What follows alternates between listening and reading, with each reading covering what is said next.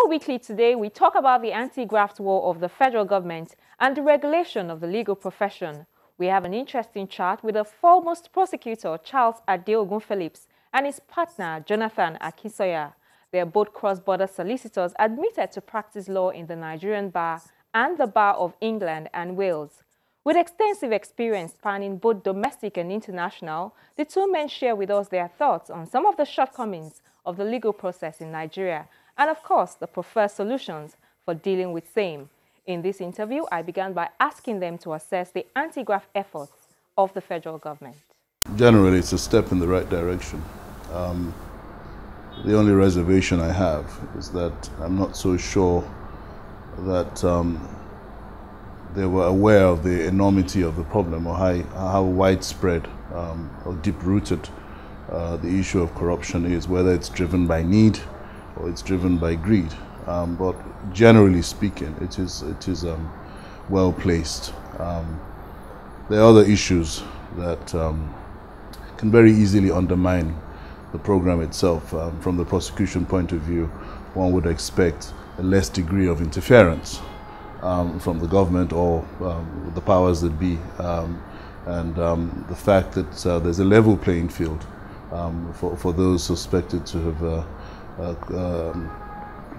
suspected of corruption. In other words, there'll be no sacred cows.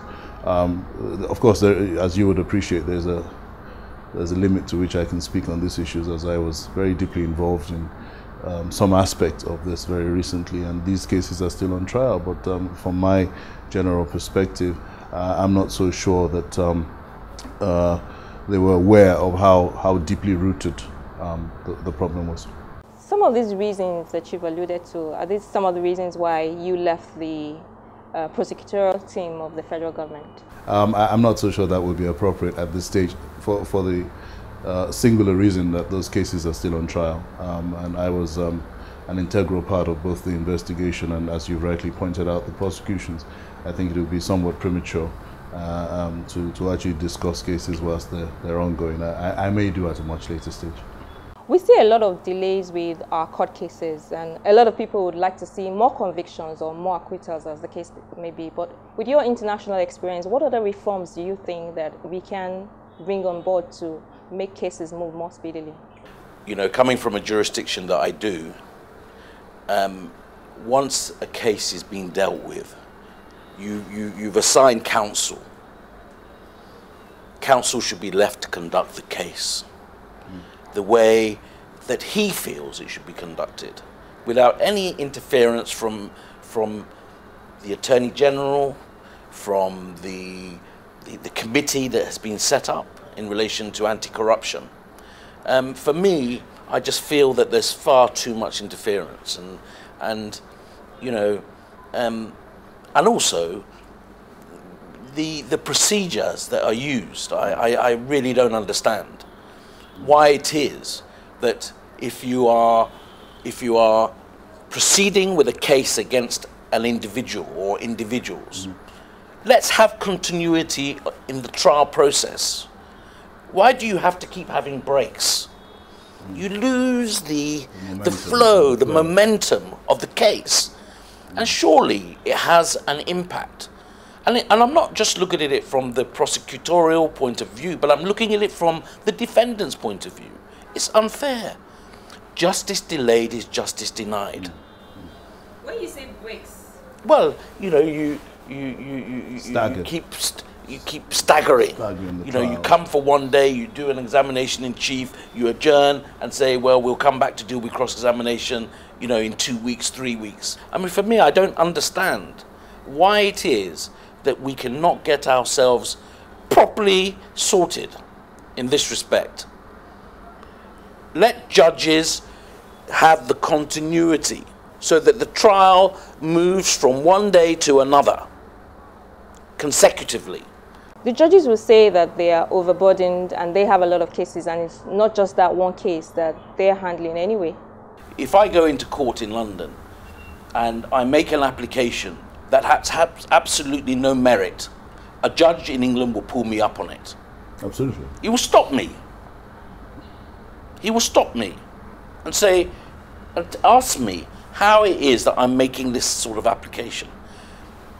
You know, I think judges have to be more proactive. And courageous as well. And courageous. I think they lack courage, and that's really the issue. So I think, sort of moving away from your initial question, but I think, as I say, it's all integral.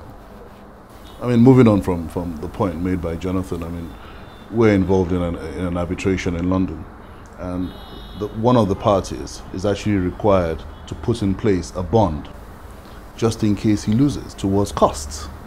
And that has a deterrent effect, because against spurious applications, as he said, when you have to put a bond in place of a certain amount of money, you know what that means. If you lose, I get the money. And that kind of, ensures that only cases on merit proceed. Who should drive this process of reforms? Where lies the responsibility? I think, in part, it's got to come from the chief judges. The Chief Justice of the Federation. Not the Attorney General? Well, I think, my own personal view is I think the Attorney General is involved in far too much. I've been involved somewhat with the review of the regulation of the legal profession, reading the terms of reference of the committee and reading the draft bill. And, if you look at every single body, the Attorney General is there. Right, as a member. Yeah, he's there. Why? Why does he need to be there?